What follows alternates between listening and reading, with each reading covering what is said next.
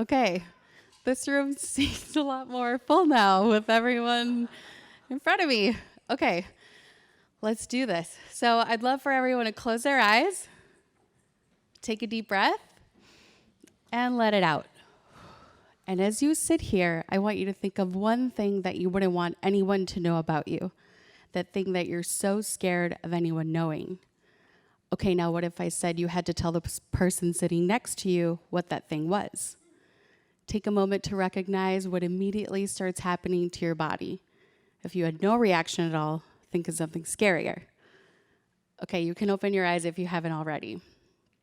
If you're like me, maybe your throat starts to get really tight, tears start swelling in your eyes, your heart starts beating faster, and it all of a sudden feels like drums are pounding in the middle of your chest.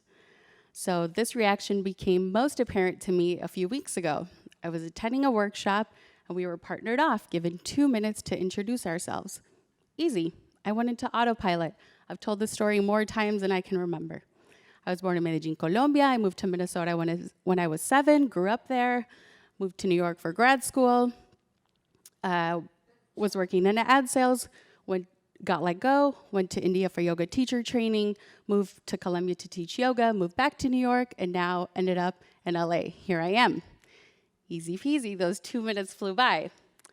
The next set of instruction was, okay, use the next 2 minutes to tell your story in a way that you've never shared before, in a way that you would never share. And all of a sudden, those 2 minutes seemed like 2,000 lifetimes. I froze, struck in fear for the first 30 seconds, throat tight, heart racing. I thought, this person is going to know. Everything I didn't want people to know about me flashed through my mind.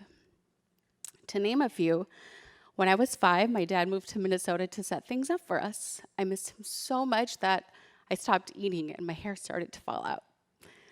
We made it to Minnesota where culture shock is a real thing, especially when it's pajama day at school. And I can still hear the teachers gasp as I pull down my snow pants to reveal bare legs and an oversized t-shirt.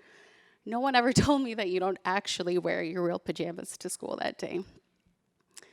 Any sense of security was completely altered when my parents split up. My mom, in search of community, thought it would be best if she packed everything up, along with my 2 sisters and I, to leave an empty house one day when my dad went to work.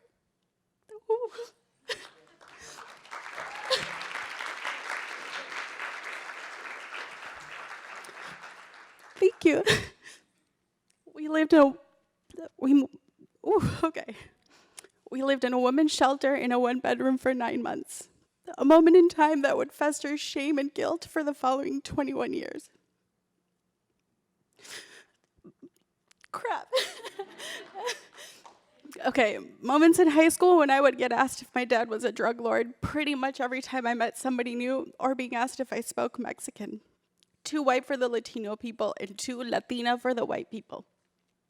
Fast forward when I moved to New York and I fell in love in the most unhealthy codependent relationship, confirming in my subconscious the belief that I was not enough. Yet here I was, a graduate student at NYU, graduate of the University of Minnesota with not 1 but 2 majors in psychology and communications and a Spanish minor, yet still not enough.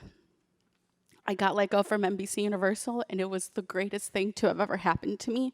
No more creepy married executive for over a year telling me that he would cheat on his wife with me, that the ball was in my court, and the frustration I felt when I went to HR and nothing happened. But then money, a severance package to do whatever I wanted. I threw caution to the wind, let my hair down, did something for me, letting go of the guilt and notion that I was somehow responsible for the well-being of my mom and younger brother. I traveled after a series of events and bad relationships, joking at a conference in LA that I should just move here. I did, 4 months later. But no, I didn't share that full story, that second exercise, not even close. I shared a very mild version.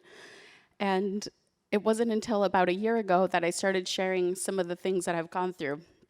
I've called my friend freaking out after a date because after sharing some things about himself, he turned to me and said, all happy and like, hey, now you share something. You must have gone through some stuff. You're always so happy. But in that moment, I froze. I wasn't able to talk about anything. I was too fearful, throat tight, heart racing, tears in my eyes. I thought, what if he knew? What if they knew? What if you all knew? it would mean that we would connect, because the moment I share that with my friend, she shared something personal with me. And if you would have told me 6 weeks ago that I was going to share everything I just shared in front of you today, I would have thought you were crazy.